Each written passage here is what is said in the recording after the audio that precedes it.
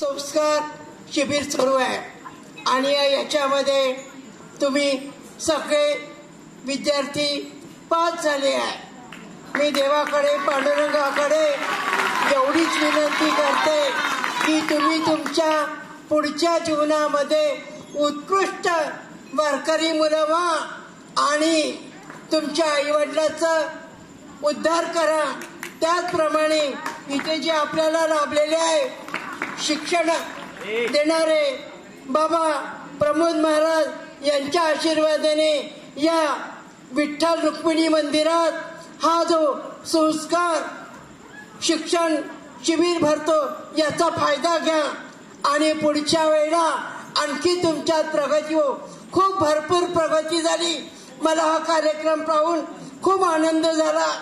तुमच्या वयाच्या नुसार तुम्ही खूप प्रगती केली. तुमच्या फुगड्या, तुमच्या उड्या आणि तुमचा हरिपाठ सगळं पण मला खूप.